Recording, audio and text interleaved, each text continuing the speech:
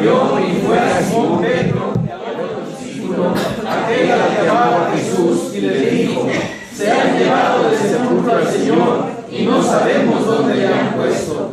Y salieron Pedro y el otro discípulo, y fueron al sepulcro. Corrían los dos juntos, pero el otro discípulo corrió más aprisa que Pedro, y llegó primero al sepulcro. Y bajándose a mirar, vio los lienzos puestos allí, pero no entró. Luego llegó Simón Pedro tras él, y entró en el sepulcro, y vio los lienzos puestos allí, y el sudario que había estado sobre la cabeza de Jesús, no puesto con los lienzos, sino enrollado en un lugar aparte. Entonces entró también el otro discípulo que había venido primero al sepulcro, y vio y creyó, porque aún no había entendido las Escrituras, que era necesario que él resucitase de los muertos. Y volvieron los discípulos a los suyos. Amén. Vamos a orar. Padre Santo, Rey de Gloria, soberano Señor, venimos ante ti con la consigna de proclamar: Él vive. Venimos aquí con la encomienda de proclamar: ha resucitado. Hoy estamos en este lugar para decirle al mundo que nuestro Redentor ha resucitado. Para decirle también al mundo que Jesús es el verdadero Mesías, el prometido, y que Él ya ha llegado. Al acercarnos a tu palabra, Señor, la cual será en esta ocasión republicada, concede que nuestros corazones y nuestras almas sean refrigeradas con el bálsamo de tu Evangelio, la seguridad de nuestra salvación, la seguridad, Señor, de nuestra vida eterna, la cual tú has prometido. Que tu Espíritu Santo toque cada una de las fibras de nuestros corazones, de manera tal que nuestra fe se vea impelida a vivir una vida, Señor, de testimonio en tu reino. En el nombre de Jesús oramos. Amén. Amén. Pues como ven entonces, el título que tenemos ahí es La mañana del primer día. Los antecedentes que nos llevan a este punto, recordarán, es los eventos que van hasta allá a el Gólgota. La crucifixión había pasado. Jesús había encomendado su espíritu al Padre y había exhalado su último aliento.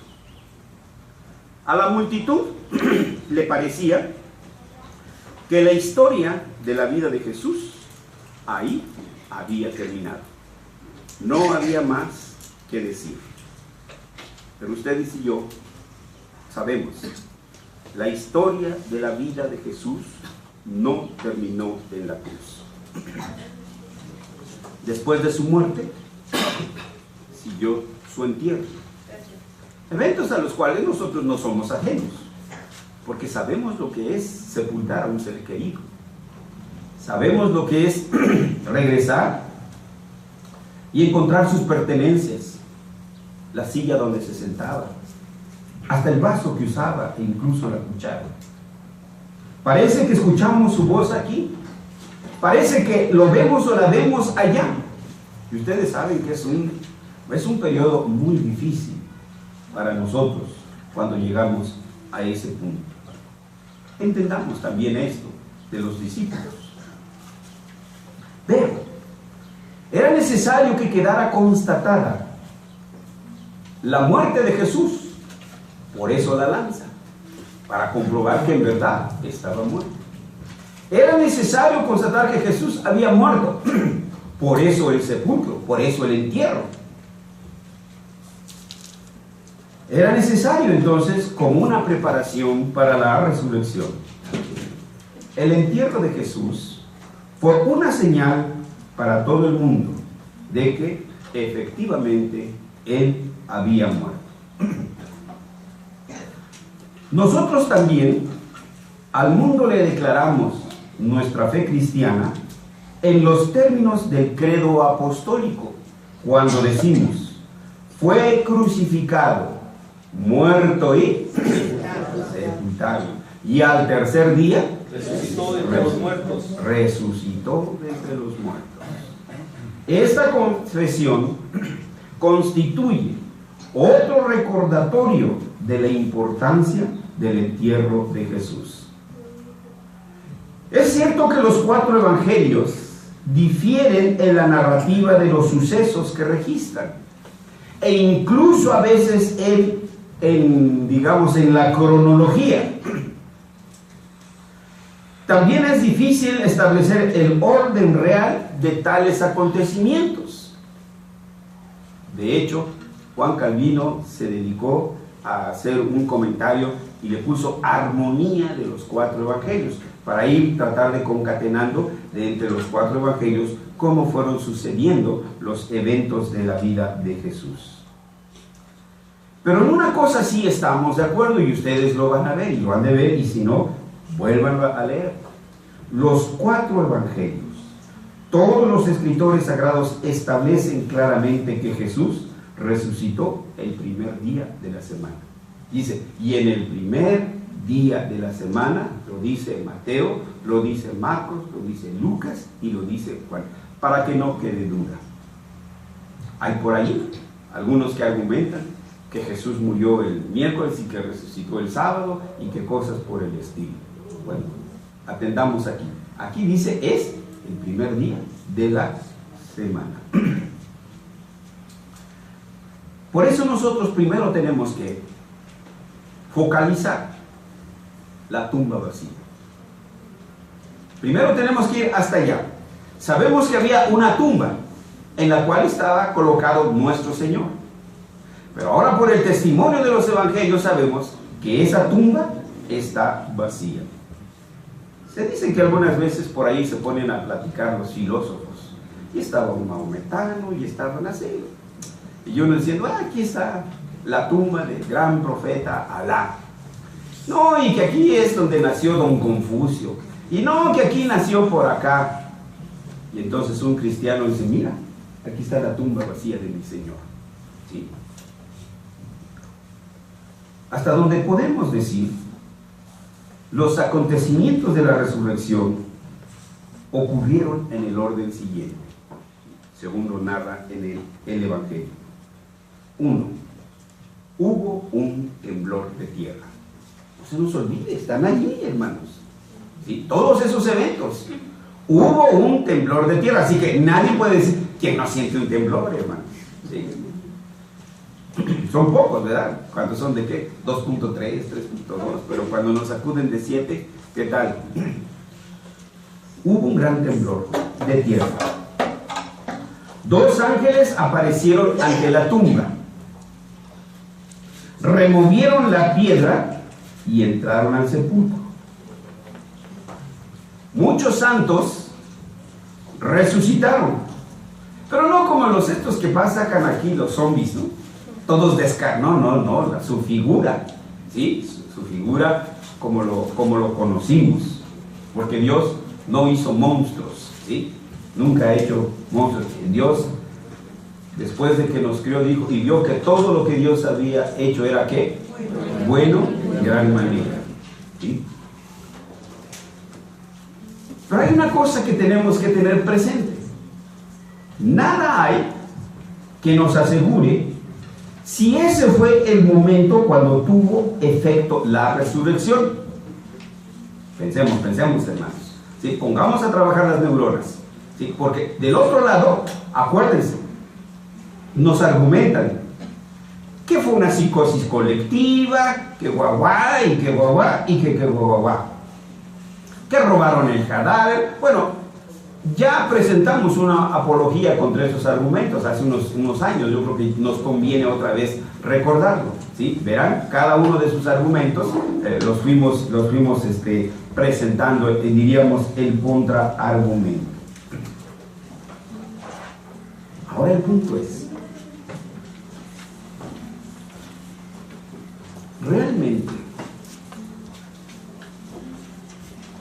¿realmente Jesús necesitaba que le removieran la piedra? Más adelante sus discípulos seguían todavía escondidos y Jesús tocó la puerta ¿Qué pasó? Atravesó las paredes y se colocó en medio. Entonces, Jesús no necesitaba que los ángeles fueran y movieran la piedra para que él pudiera salir, que le quitaran los lienzos. No, yo creo que cuando ya no estaba esperando a ver a qué horas, ya había tendido su camita. ¿Me escuchan, muchachos? ¿Sí? Dice que estaban los lienzos dobladitos a un lado, ¿no? O sea que sacudió su camita, hació todo, ¿no? Hació todo y ya no estaba esperando a ver a qué horas vienen estos ángeles. Hermanos, decíamos, después de todo, Jesús no tenía que esperar que se removiera la piedra para salir. En el Evangelio de Juan se dice que Jesús atravesó las paredes y se puso en medio de los discípulos.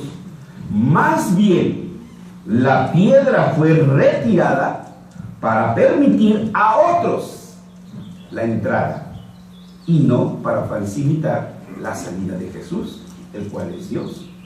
¿Se acuerdan cuál era la preocupación de las mujeres? Muy de mañana, aún no amanecía, e iban a la tumba. ¿Y cuál era su preocupación? ¿Quién se acuerda? ¿Quién ya llegó a esa parte del Evangelio? Ajá, pero ¿cuál era su preocupación? Sí, ya llevaban las... Que lo robaran. Sí, ¿quién les iba a remover la piedra? ¿Sí? Ese era el punto, ¿no? ¿Quién les iba a remover la piedra? Entonces, eso dice que apenas van como en la página 3, ¿verdad? Bueno, los 4 evangelios mencionan que al amanecer, siendo aún oscuro, un grupo de mujeres fue a la tumba y discutían entre sí quién abriría el sepulcro. Estas santas mujeres, al llegar a la tumba, se quedaron inefablemente azoradas, perplejas. La piedra había sido removida. Una de ellas fue a avisarle a los apóstoles. ¿Ya se acuerda quién? María Magdalena.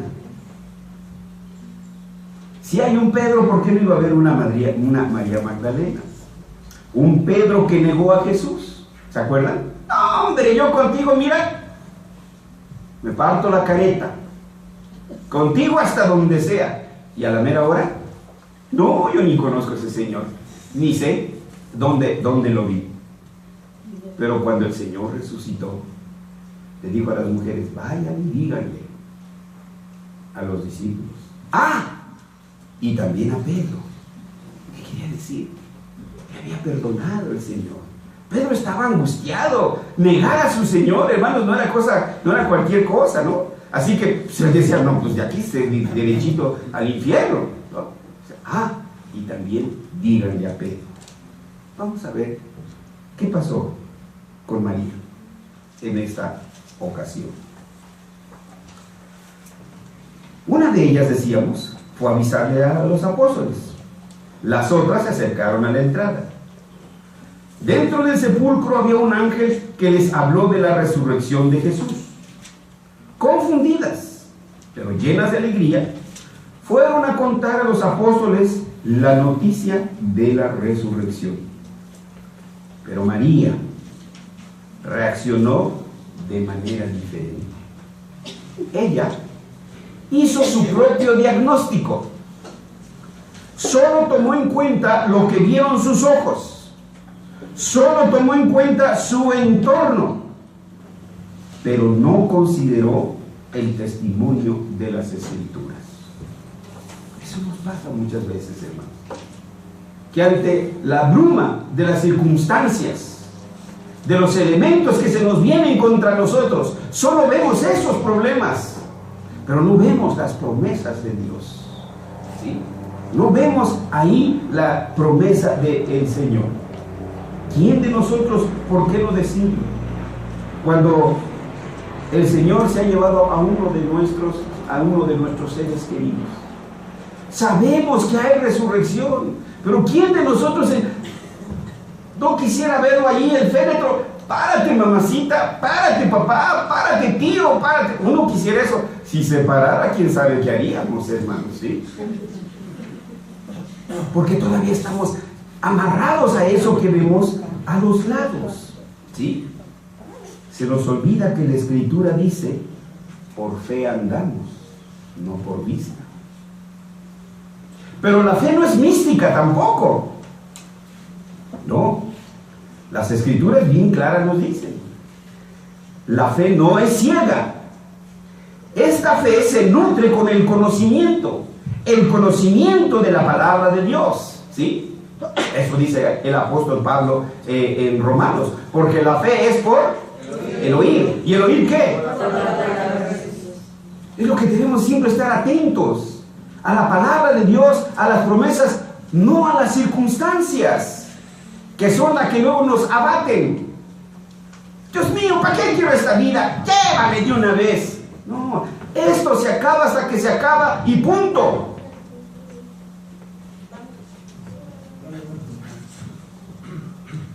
Decíamos, la fe no es ciega. Esta se nutre con el conocimiento de la palabra de Dios.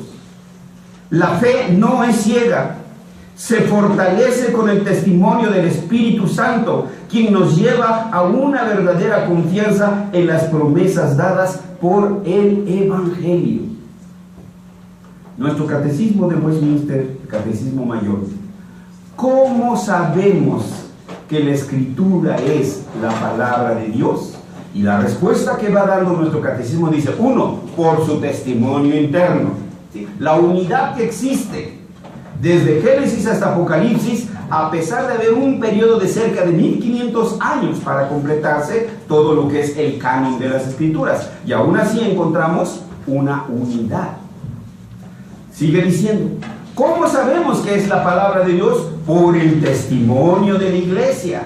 Nosotros declaramos por fe: esta es la palabra de Dios. Por eso se formó el canon, porque había muchísimos. Había evangelio de Judas, evangelio de esto, evangelio del otro, evangelio de Nicodemo, evangelio de y cartas de esto y cartas del otro. No, espérate, dijo la iglesia: juntó los escritos, y todos aquellos que tenían concordancia, ¿sí?, con el Antiguo Testamento y con las enseñanzas del maestro, dijeron: este es el canon. Y antes del año 100 ya estaban los libros que ahora conocemos de las Sagradas Escrituras, los 66 libros, los 36 del Antiguo y los 27 del Nuevo. Por fe. Es el testimonio de la iglesia. Pero, dice nuestro catecismo, finalmente es por el testimonio del Espíritu Santo quien asegura en nuestros corazones de que esta es la verdadera palabra de Dios. ¿Cuántos no hemos leído la Biblia aún antes de que el Señor nos llame? O para criticarla o por lo que sea. Por ejemplo, Francis Schaeffer dice, antes de que el Señor lo llamara, dice: yo había leído la Biblia por honestidad intelectual, sí, pues para ver qué cosa dice. A mí en la escuela, yo no sé por qué, pero a mí me dejaron, me topé con maestros que me mandaron a la Biblia. En medicina preventiva, el maestro nos mandó a estudiar las enfermedades infectocontagiosas del Antiguo Testamento y ver cómo las curaban y todas las cosas. En literatura, el maestro nos llevó a leer los evangelios, compararlo con los filósofos, Sócrates y etcétera, y etcétera. Pero nada de eso había. Haber leído la palabra no me había llevado a los pies de Jesús. Es hasta que el Espíritu Santo obra, hermanos. Entonces la fe se nutre del conocimiento de la palabra de Dios, pero también del testimonio del Espíritu Santo que da a nuestros corazones de que somos hijos de Dios. Finalmente, decimos por añadidura que la fe descansa en la seguridad de que es Dios quien promete, no el hombre. ¿Sí? Por eso Job podía decir: yo sé que mi Redentor vive y que aún deshecha esta mi carne. Ya se me olvidó lo demás. Todavía no llegan muchos a esa página, ¿verdad? He de ver a Dios, he de ver a mi Redentor. En mi carne he de ver a mi Redentor, así como estoy, hermanos, ¿sí? no sé, con crema teatrical o Nivea o lo que sea, o vaseline, lo que usted quiera, pero no descarnados así con los huesos, un cacho caído aquí. No, esas son, híjoles, no, ya, porque me da coraje, hermanos, cuando veo esas cosas horribles ahí. No, y no, lo que más coraje me da y me patea el hígado es que cristianas hay en Valle Salan ahí disfrazadas de brujas. Bueno, sí parecen algunas, ¿no? Porque a veces no se peinan, pero de eso a que lo sean en verdad, pues no, ¿verdad? No, tampoco. Esta es la realidad de la tumba vacía, hermanos. ¿Qué es lo que pasó? Una realidad a la cual nosotros debemos estar preparados, hermanos. Porque Dios nos ha dado los recursos suficientes, los medios de gracia para no caer ahí. La fe debilitada de María. Digo, fe debilitada, no aniquilada. Tómese nota, que es muy distinto, hermanos. María, al depender solamente del entorno de su visión, llegó a su propia conclusión. Se robaron el cadáver de Jesús. Ese fue su pensamiento. Pedro, mientras vio a su maestro, pudo caminar sobre el mar. Pero en el momento en que vio alrededor el viento y las olas, ¿qué pasó? Quitó la mirada de Jesús y las circunstancias lo empezaron a hundir. Eso es a veces lo que nos pasa, hermanos. Tenemos todo en contra. Todo en contra. No, Dios ya no me quiere. No, ya para qué sirvo. No, ya mejor que me lleve. No, hermanos. Nada se acaba hasta que se acaba. Dicen que una vez, recordarán, les comentaba, que convocaron a un concurso de pintores y el tema era la paz, el shalom, la tranquilidad. Y se presentaron muchos trabajos. Unos presentaban un desierto así, seco. Así que usted podía percibir que ni viento había ahí. Otros pues que un barco en el mar quietecito, y así hubo muchos. Y entre ellos estaba un cuadro, en el cual estaba un viento así, pero sí fuerte, de esos que hasta chifla, ¿no? Fuerte, y las ramas se hacen para allá, y entre las ramas de ese árbol que movido por el viento estaba un nidito, y en ese nidito estaba un pajarito quietecito. Ese se llevó el primer lugar. ¿Por qué? Porque en medio de todas esas circunstancias, ¿qué decía? El pájaro canta, man que la ruja la rama. ¿Como que qué? Como que sabe lo que son sus alas. ¿Sí? Entonces, hermanos, ciertamente nos desesperamos, eso es humano. Pero, como decía el apóstol Pablo, yo sé a quién he creído. Eso debemos de tenerlo entonces presente.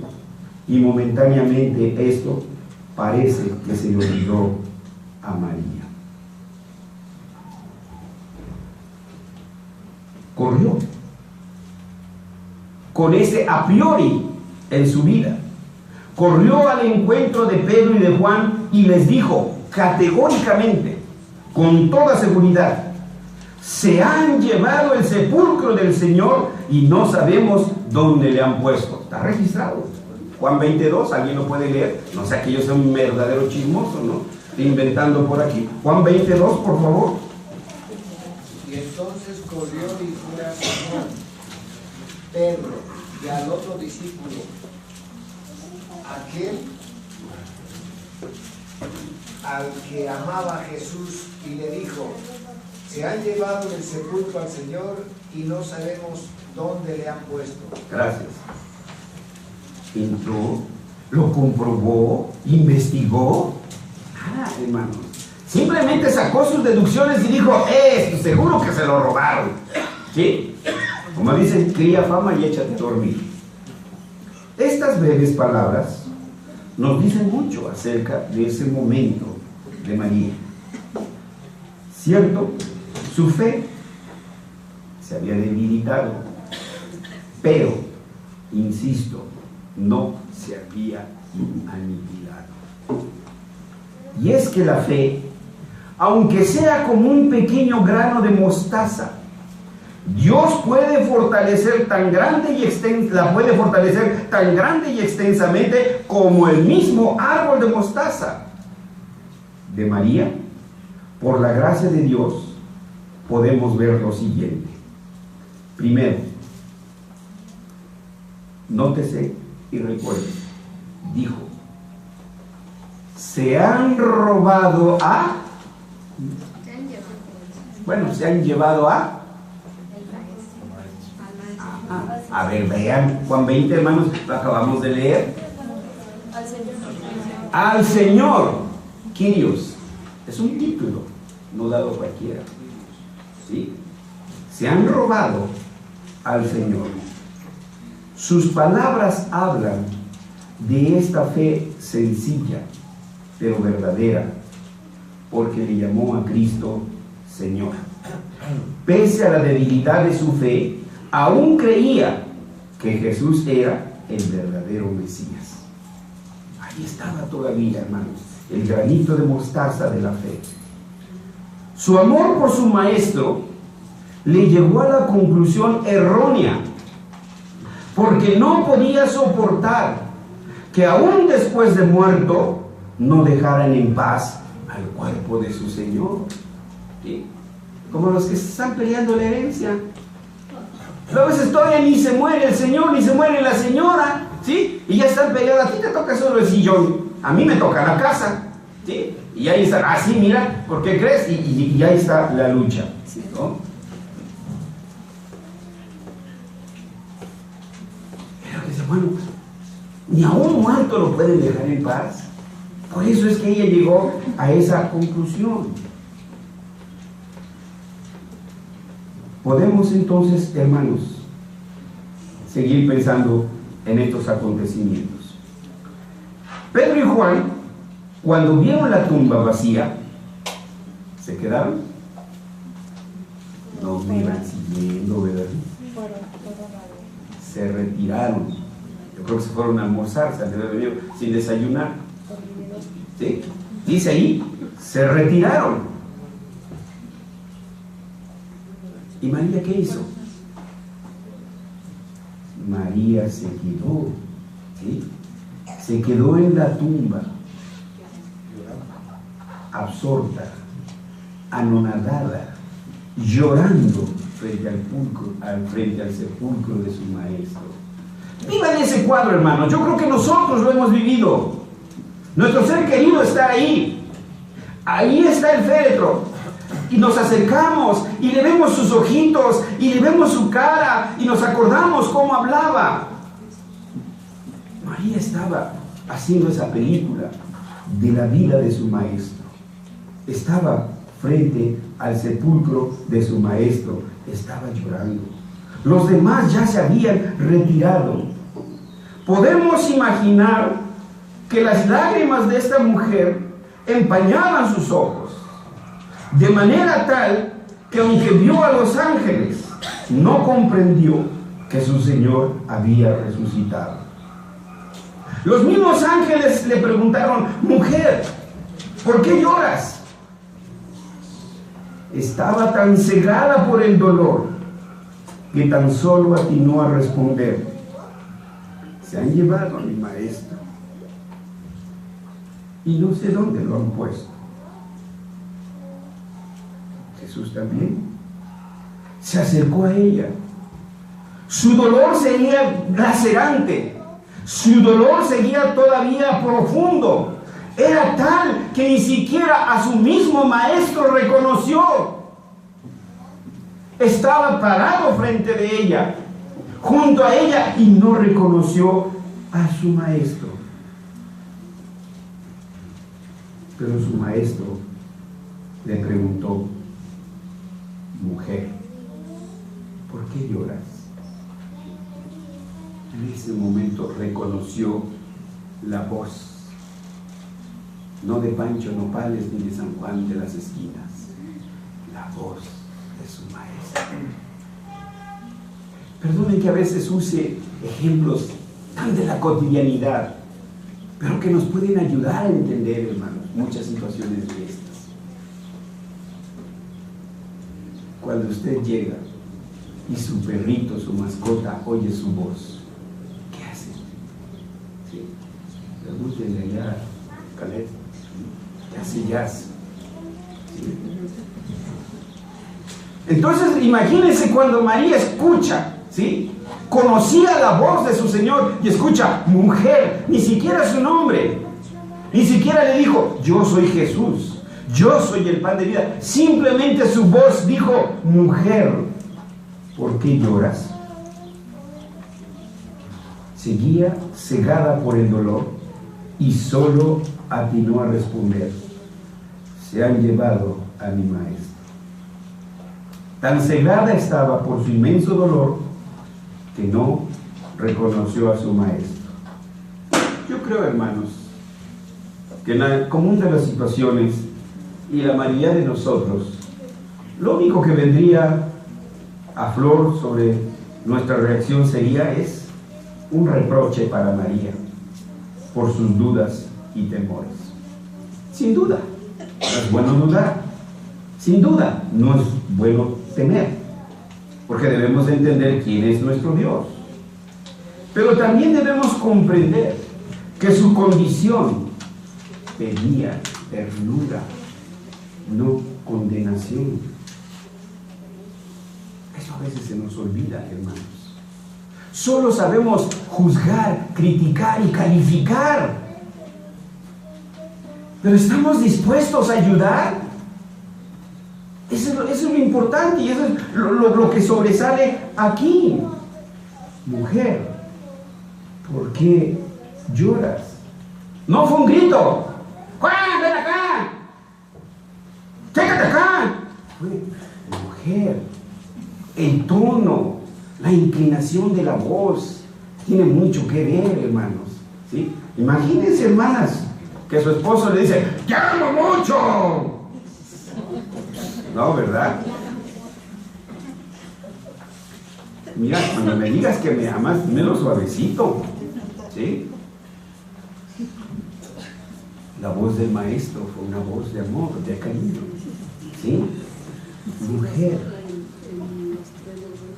¿por qué lloras? ¿A quién buscas? Jesús solo mencionó su nombre, María. Ella no necesitó más. No necesitó de terapias de tanatología. Solo la voz de su maestro la sacó de su depresión. ¡Raboni! Fue su respuesta. Para nosotros no tiene significado esa palabra, pero es mi maestro, ¿sí? Mi maestro. Esa fue su respuesta.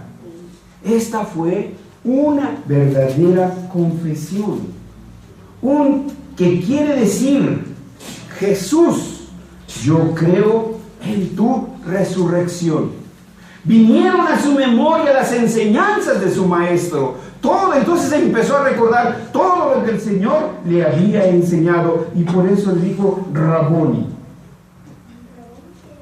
Jesús no le reprochó su débil fe.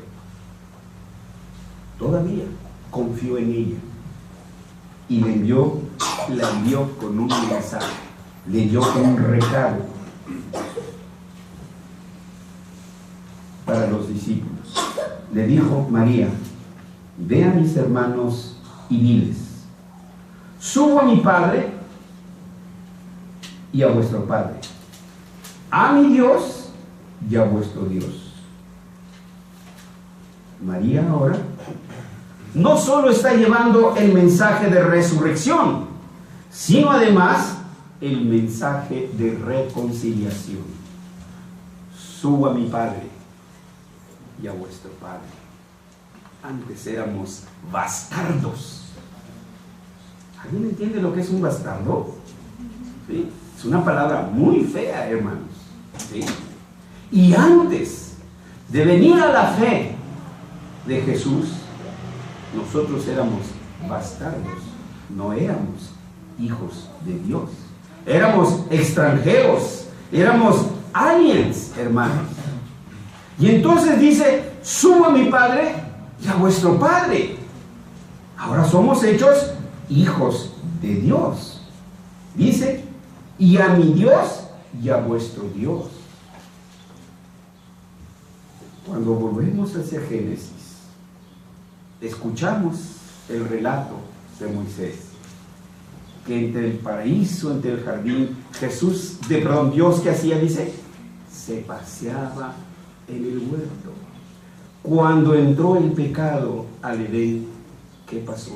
¿Siguió Dios conversando directamente? No, hermanos, ¿sí?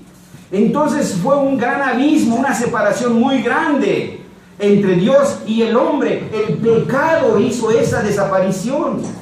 Ahora ese pecado había sido quitado allí y entonces nuevamente tenemos el hilo de la reconciliación con Dios. Ahora Él es tu Dios.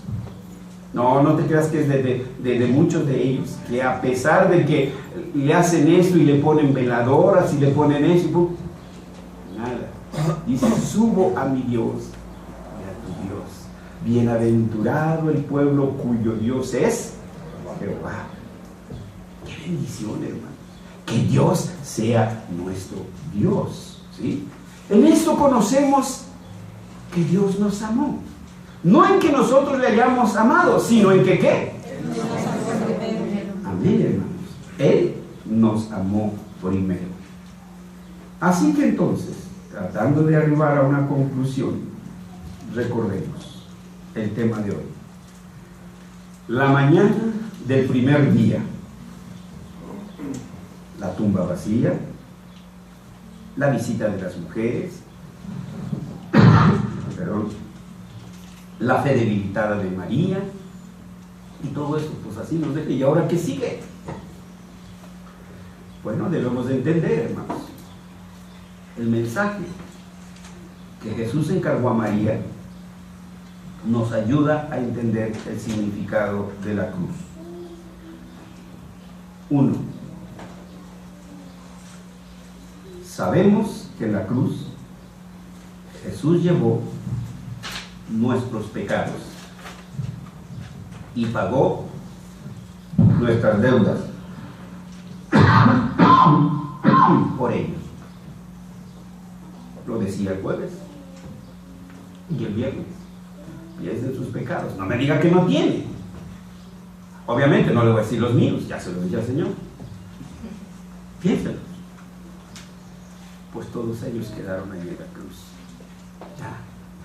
Nadie le tiene que reprochar. Nosotros somos dados a eso, al reproche. Te perdono, pero no me vuelvas a hablar. No, mijita, pues mejor no me perdones. ¿Sí? O como David, ¿no? Perdonó a su hijo, pero que se quede allá. ¿Sí? No. La reconciliación es reconciliación total y completa, hermanos. Dios llevó nuestros pecados en su Hijo. 2. Sabemos que fue en la cruz donde Cristo borró nuestra culpa y condenación, evitando así el castigo. El pecado es pecado. Y el pecado nos hace culpables. Y donde hay culpable, hay castigo. ¿Se acuerdan de esa mujer que iban a lapidar? El que esté libre de culpa, que lance la primera piedra. Ninguno.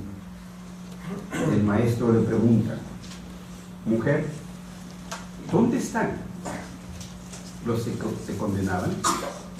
La respuesta fue, ninguno, todos se han ido. Ah, pues vete otra vez a darle a la milonga, ¿no? Fue la respuesta del Señor, ¿no? Vete y no dejes más. La totalidad de sus pecados habían sido perdonados. Y recuerdan que era esa mujer. ¿Y por qué la iban a apedrear? Pero en ese momento el Señor la estaba perdonando absolutamente de todos. Y lo mismo ha hecho por los de usted, y lo mismo ha hecho por los míos, y lo mismo puede seguir haciendo por usted. Esto debe quedar bien claro, hermanos. Que nadie lo asuste, que nadie lo espante con el coco. o con el petate del muerto, como él dice. Mis pecados han sido perdonados total y completamente porque Jesús los pagó en la cruz. 3. Dios castigó a su Hijo en lugar nuestro. Solo imagínense, no se lo vayan a creer, hermanos, ¿sí? Nada más imagínense, pero solo es chiste, hermanos, no se vayan a creer. No, mejor no, está muy fuerte ese chiste. ¿Sí? Pero imagínense que yo le doy una bofetada a alguno de ustedes así, ¡paz! ¿Sí? Y entonces ustedes responden y ¡pum! Se la dan a otro. ¿Quién de nosotros haría eso? Si van a responder esa bofetada, ¿a quién se la darían? Pero Dios no hizo eso con nosotros. Quienes lo ofendimos fuimos nosotros. Y en lugar de castigarnos a nosotros, castigó a su Hijo. ¿Quién de ustedes castigaría a su Hijo por las culpas de otro? ¿Quién? Solo el Padre. Solo Él lo hizo. ¿No hay un amor tan grande, hermanos? ¿Quién va a hacer eso? Nadie. Solo el Padre. Solo Dios. 4. Jesús nos reconcilió con el Padre. Ya no somos bastardos, no somos centenados, no somos huérfanos. Dice el salmista que Jehová Dios es Padre de viudas y Padre de huérfanos. ¿Sí? En los mismos salmos encontramos, aunque mi padre y mi madre me negaran, que dijeran, tú no eres mi hijo, con todo que dice, ¿para qué quiero más padre? Si con él lo tengo todo, ¿sí? Entonces ya somos sus verdaderos hijos. Cristo dijo, subo a mi Padre y a vuestro Padre, subo a mi Dios y a vuestro Dios. El Evangelio de Juan nos recuerda, a todos los que le recibieron, a los que creen en su nombre, les dio potestad de ser hechos hijos de Dios. ¿Ha creído Jesús? Es usted hijo de Dios. Punto. No le dé vueltas más. Ya. Usted es hijo de Dios. Y punto.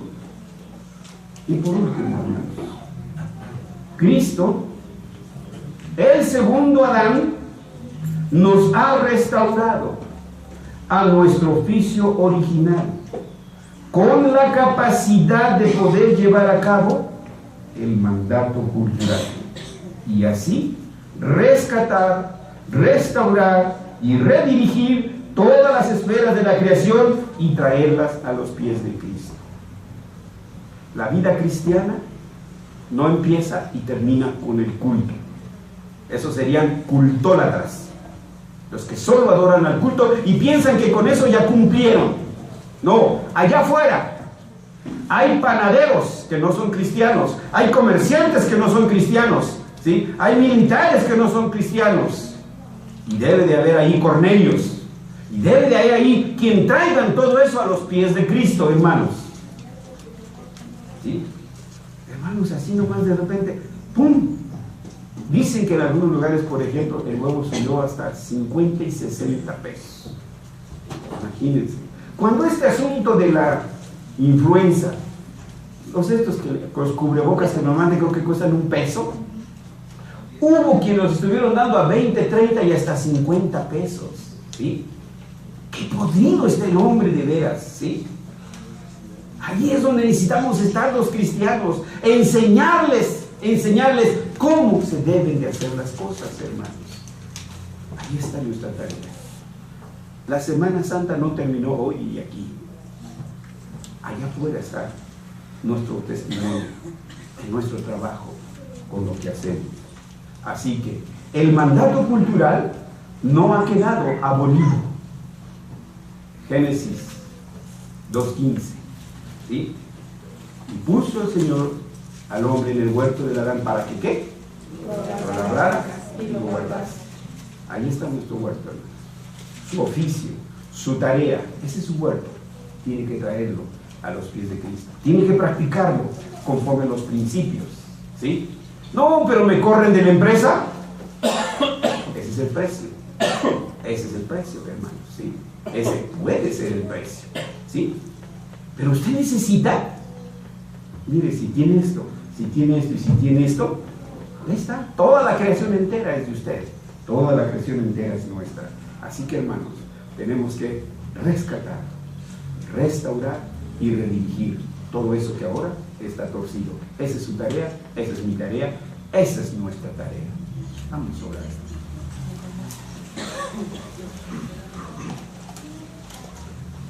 Señor, gracias te damos, porque por el testimonio de tus mártires, el testimonio de tu palabra, el testimonio de tu Espíritu Santo, ciertamente sabemos que nuestro Señor resucitó. Que por la sola fe en su sacrificio, en el sacrificio de Él, ahora nosotros somos tus hijos. Gracias, Señor, por privilegio que no merecemos.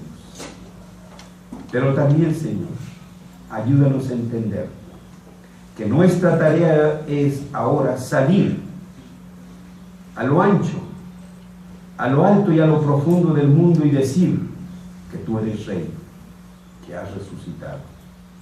Ayúdanos, Señor, a restaurar este reino dolido y caído por el pecado, a rescatarlo, a restaurarlo y a dirigirlo.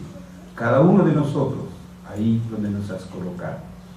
Danos las fuerzas, danos la fe para hacerlo. En el nombre de Jesús. Amén. Amén.